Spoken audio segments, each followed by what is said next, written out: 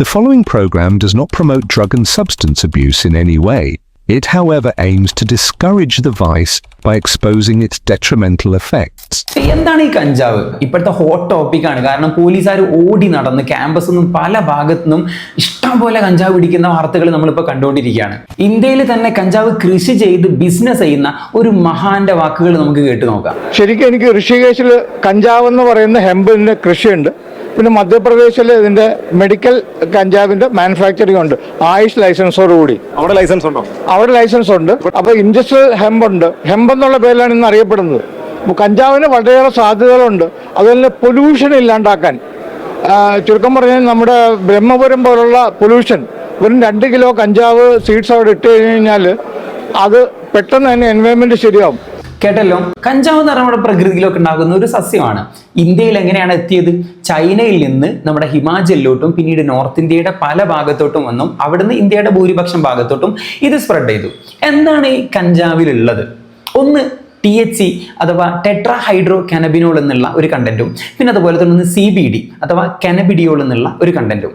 ഇതിൽ THC എന്നുള്ള content ആണ് നമ്മൾ ഈ എല്ലാവരും പറയുന്ന പോലെ കിക്ക്, ഹൈ, അതായത് ഒരു ബോധമരുന്നൊക്കെ ആയിട്ട് ഉപയോഗിക്കുന്ന, അതിനെ സഹായിക്കുന്ന സംഭവമാണ് ഈ THC എന്നുള്ളത്. മറ്റത് CBD എന്ന് പറഞ്ഞാൽ ഇതിന് നമ്മൾ മെഡിസിനൽ പ്രോപ്പർട്ടീസ് ഉണ്ടെന്ന് പറഞ്ഞു, അതായത് മരുന്നുകളൊക്കെ ആയിട്ട് ഉപയോഗിക്കേണ്ടത്. അപ്പൊ ഈ മെഡിസിനൽ പ്രോപ്പർട്ടീസ് കൊടുക്കുന്നത് ഈ CBD എന്നുള്ള ഈ കണ്ടന്റ് ആണ്. അപ്പൊ നമുക്ക് നേരത്തെ പറഞ്ഞ അതേ മഹാന്റെ വാക്കുകളിലോട്ട് തിരിച്ചു പോവാം. നമ്മുടെ നാട്ടിൽ പക്ഷേ കഞ്ചാവ് അടിക്കുന്നവൻ എന്ന് പറഞ്ഞാൽ പ്രശ്നമുള്ള ഒരാളായിട്ടാണ് കാണുന്നത്. അല്ല, അത് ബ്രിട്ടീഷുകാരൻ പറഞ്ഞുണ്ടാക്കിയ ഒരു നുണയാണ്. കഞ്ചാവ് നാളെ വരെ കഴിച്ച് ആരും മരിച്ചിട്ടില്ല. അതൊരു ഡി അഡിക്ഷൻ സാധനം കൂടാണ്. പക്ഷെ ഇതിനെക്കുറിച്ചൊക്കെ തെറ്റായ രീതിയിൽ കൂടാണ് പ്രൊപ്പഗേറ്റ് ചെയ്തേക്കുന്നത്. ഇനി നമുക്ക് സീരിയസ് ആയിട്ട് കാര്യത്തിലോട്ട് വരാം. ഇദ്ദേഹം ഇതിൽ പറയുന്നത് ഹെമ്പിനെ പറ്റിയാണ്. നമ്മുടെ നാട്ടിൽ കൂട്ടിയിട്ട് കത്തിക്കുന്നതും വലിക്കുന്നതും ഒക്കെ മരുവാന എന്ന് പറഞ്ഞ സംഭവമാണ്. അഥവാ കഞ്ചാവ്, കനാബിസ് സറ്റൈവ എന്ന് പറയുന്ന ഫാമിലിയിൽപ്പെട്ട 2 സാധനങ്ങൾ. ഇതിൽ ഹെമ്പ് എന്ന് പറയുന്നത് മെഡിസിനൽ പ്രോപ്പർട്ടീസ് ഉള്ള, ഞാൻ നേരത്തെ പറഞ്ഞു THC, CBD. ഹെമ്പിൽ THCയുടെ കണ്ടന്റ് വളരെ കുറവാണ്, CBDയുടെ കണ്ടന്റ് കൂടുതലുമാണ്. അതുകൊണ്ട് തന്നെ ഇതിന് സൈക്കോ ആക്റ്റീവ് ആയിട്ടുള്ള പ്രോപ്പർട്ടി കുറവാണ്. അതായത് ഈ സാധനം, ഹെമ്പ് എന്ന് പറയുന്ന സാധനം നമ്മൾ എടുത്തു കഴിഞ്ഞാൽ, ഉള്ളിലോട്ട് എടുത്തു കഴിഞ്ഞാൽ നമുക്ക് ഈ പറഞ്ഞ ഹൈ അല്ലെ കിക്ക് എന്ന് പറഞ്ഞ സാധനം കിട്ടൂല. രണ്ടാമത് മരിവാനയാണ് നമ്മുടെ നാട്ടിൽ പൂർണ്ണമായിട്ടും നിരോധിച്ച സംഭവം. അതാണ് പല സ്ഥലങ്ങളിലും പോലീസ് റെയ്ഡിലും മറ്റുമൊക്കെ ആയിട്ട് പിടിച്ചുകൊണ്ടിരിക്കുന്നത്. മരിവാനയിൽ THC കണ്ടന്റ് കൂടുതലും CBD കണ്ടന്റ് കുറവാണ്. THC കൂടിക്കഴിഞ്ഞാൽ എന്താ സംഭവിക്കുക?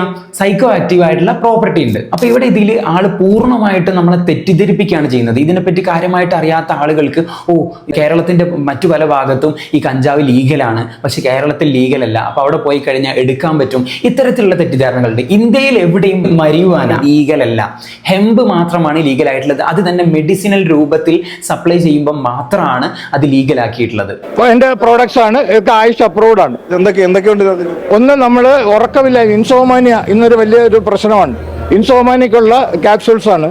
പിന്നെ ഡിപ്രഷൻ, പിന്നെ ക്യാൻസറിനുള്ള മരുന്നുണ്ട്. അത് നമ്മുടെ ഡോക്ടർ CP മാത്യു 3 കൊല്ലത്തോളം ഹൈക്കോടതിയിൽ കേസ് പറഞ്ഞ ഒരു സാധനമാണ്. അടുത്ത വാദം എന്ന് പറഞ്ഞാൽ കഞ്ചാവ് ഒരിക്കലും അഡിക്ഷൻ ഉണ്ടാക്കൂല, പിന്നെ അതുപോലെ തന്നെ ഉറക്കക്കുറവിന്, ഡിപ്രഷനൊക്കെ ഉള്ള മരുന്നായിട്ട് ഇത് ഉപയോഗിക്കുന്നതൊക്കെയാണ്. എന്നാൽ ഇത് നേരെ തിരിച്ചാണ്. അതായത് ലോങ് ടേം ആയിട്ട് ഇത് ഉപയോഗിച്ച് കഴിഞ്ഞാൽ 100% നിങ്ങൾ ഇതിന് ഡിപ്പെൻഡന്റ് ആകും, നിങ്ങൾ ഇതിന് അഡിക്റ്റഡ് ആകും. അത് മാത്രമല്ല, നിങ്ങൾ ഈ ഡിപ്രഷന്, ഉറക്കക്കുറവ്, മൂഡ് സ്വിങ്സ് പോലെയുള്ള ഒരുപാട് ബുദ്ധിമുട്ടുകൾ നിങ്ങൾക്ക് വന്നു ചേരുന്നുള്ളത് ഉറപ്പാണ്. പിന്നെ ഞാൻ ആദ്യം പറഞ്ഞത് ബ്രെയിൻ ഷാർപ്പൻ ചെയ്യും, കോൺസെൻട്രേഷൻ കൂട്ടും, പ്രിസിഷൻ കൂട്ടും, ബ്രെയിൻ ഫാസ്റ്റ് ആയിട്ട് വർക്ക് ചെയ്യും. ഇങ്ങനെയൊന്നും പറയുന്നതിന് യാതൊരു തെളിവുകളും യാതൊരു ശാസ്ത്രീയ അടിസ്ഥാനവും ഇല്ല. ഇതൊക്കെ ജസ്റ്റ് വിൽപ്പനക്കാരും വാങ്ങി ഉപയോഗിക്കുന്നവരും പറഞ്ഞ് പ്രചരിപ്പിക്കുന്ന വെറും തെറ്റിദ്ധാരണകളും മാത്രമാണ്. ഇന്റർനാഷണൽ ജേർണലുകളിൽ 100 കണക്കിന് ഇതിനെപ്പറ്റിയുള്ള സ്റ്റഡീസ് ഉണ്ട്. അതിലെവിടെയും ഇത്രയും പ്രത്യേകതകൾ കഞ്ചാവുള്ളതായിട്ട് പറയുന്നില്ല. മെഡിസിനൽ വാല്യൂസ് ഉണ്ട് എന്നുള്ളത് ഞാൻ ഒരിക്കലും തഴയുന്നില്ല. കാരണം മെഡിസിനൽ വാല്യൂസ് ഉണ്ട്. കഞ്ചാവ് എന്ന് പറഞ്ഞാൽ 100 കണക്കിന് വെറൈറ്റീസ് ഉണ്ട്. നമ്മൾ ഒരിക്കലും THC കണ്ടന്റ് കൂടുതലുള്ളതിനെ എവിടെയും നമ്മൾ സപ്പോർട്ട് ചെയ്യുന്നില്ല. ഇന്ത്യയിൽ ഒരു സംസ്ഥാനത്തും അതിന്റെ സപ്ലൈ അംഗീകരിക്കുന്നുമില്ല. കനാബിസ് നാളിതുവരെ ആരും നശിപ്പിച്ചിട്ടില്ല എന്നുള്ളതാണ് അതിന്റെ സത്യമായ സ്ഥിതി. ഇതിന്റെ ലോങ് ടേം യൂസ് ബ്രെയിൻ ഡെവലപ്മെന്റിനെ ബാധിക്കും എന്നുള്ളതിന്റെ വ്യക്തമായിട്ടുള്ള സ്റ്റഡീസ് ഉണ്ട്. കഞ്ചാവിന്റെ ഉപയോഗം ആരോഗ്യത്തിന് ഹാനികരമാണ് എന്നാണ്. ഒരിക്കലും അല്ല. കഞ്ചാവ് ഏറ്റവും കൂടുതൽ നമ്മുടെ നാട്ടിൽ ഏറ്റവും കൂടുതൽ ഈ ക്രൈമുകളടക്കം നടക്കുന്നത് പലപ്പോഴും കഞ്ചാവിന്റെ ഉപയോഗം കൂടുന്നതുകൊണ്ടാണ് എന്നുള്ള രീതിയിൽ പോലും അത് വെറും തെറ്റാണ്. കഞ്ചാവ് കഴിക്കുന്നവരാരും അക്രമാസക്തരാവാറില്ല. നേരെ മറിച്ച് സിന്തറ്റിക് ഡ്രഗ്സ് ആണ്. അത് നിങ്ങൾ സ്പെസിഫൈ ചെയ്ത് പോകാത്തതുകൊണ്ടാണ് കഞ്ചാവിന്റെ പേരിൽ ഇതിനെ അങ്ങ് പറഞ്ഞു തള്ളുന്നത്.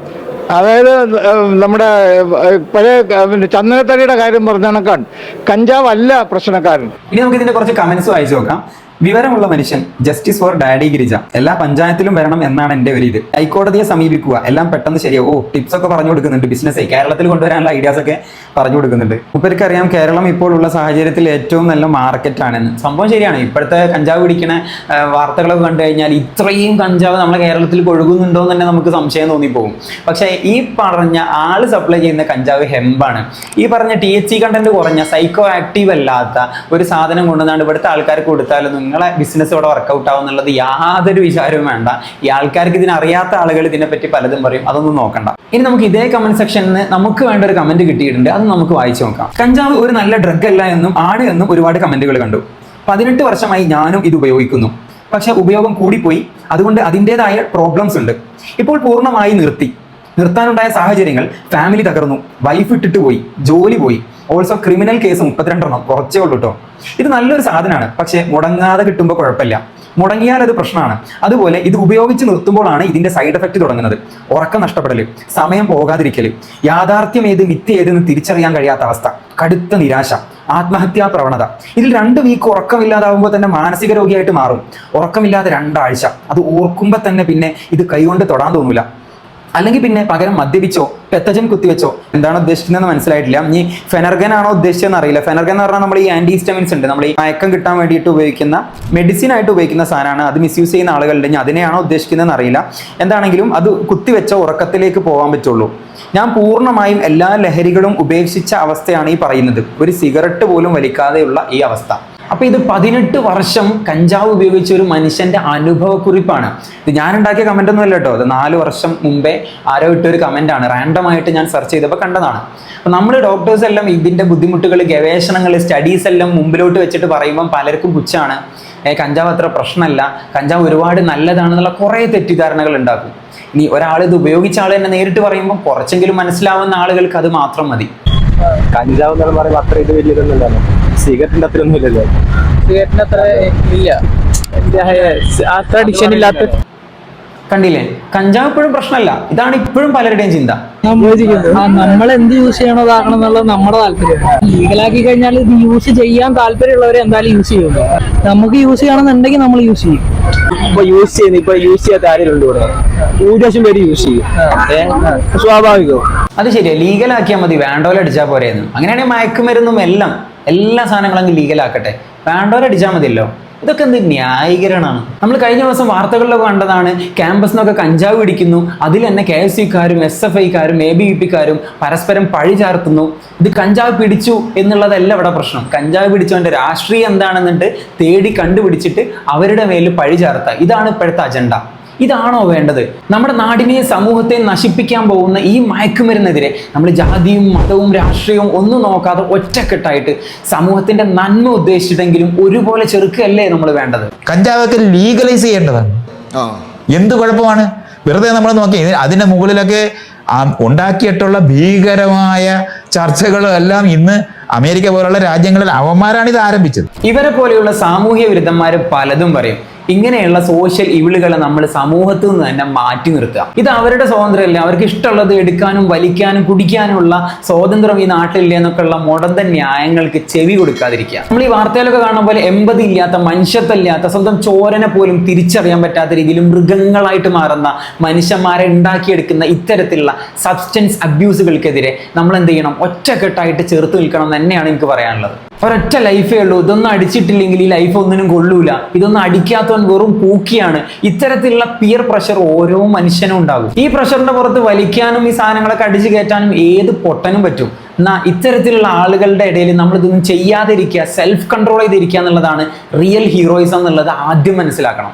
ആരെന്ത് പറഞ്ഞാലും എൻ്റെ ലൈഫിൽ എന്ത് വലിക്കണം, എന്ത് കുടിക്കണം, എന്ത് കഴിക്കണം തീരുമാനിക്കുന്നത് ഞാനാണെന്നുള്ള ബോധം നിങ്ങൾക്ക് ഉണ്ടെങ്കിൽ ഒരു പിയർ പ്രഷറിനും നിങ്ങളെ തള്ളിയിടാനാവില്ല. ഒരു ചങ്ങായിമാരും നിർബന്ധിച്ച് ഞങ്ങൾ ഇതൊന്നും വലിക്കാനും പോവില്ല. ഇതൊക്കെ അറിഞ്ഞ ശേഷം നിങ്ങൾക്ക് വേണേൽ വലിക്കാം, ചെയ്യാം, എന്ത് വേണമെങ്കിലും ചെയ്യാം. നിങ്ങൾക്ക് അതിന് വേണ്ടിയിട്ട് ഒരുപാട് ന്യായീകരണങ്ങൾ നിരത്താം, മെഡിസിനൽ വാല്യൂസ് ഉണ്ടെന്ന് പറയാം, ഇതിന്റെ സൈഡ് എഫക്റ്റുകളും ഗവേഷണങ്ങളും സ്റ്റഡീസും എല്ലാം നിങ്ങൾക്ക് കാറ്റിൽ പറത്താം. എന്നാൽ നിങ്ങൾ ഒരു കാര്യം ഓർക്കുക, നിങ്ങൾ സ്വമേധയാലോ അല്ലെങ്കിൽ മറ്റുള്ളവരുടെ വാക്ക് കേട്ടിട്ടോ സ്വന്തം ലൈഫ് ഇത്തരത്തിലുള്ള സബ്സ്റ്റൻസ് അബ്യൂസ് കാരണം കൊണ്ട് നിങ്ങൾ ഹോമിച്ച് കളയുന്നവരാണെങ്കിൽ നിങ്ങൾ വെറും മന്ദബുദ്ധികൾ മാത്രമാണ്. അതുകൊണ്ട് ഞാൻ ആണയിട്ട് തീർത്ത് ആവർത്തിച്ച് 100% പറയുന്നു, കഞ്ചാവ് ഒരിക്കലും സേഫ് അല്ല.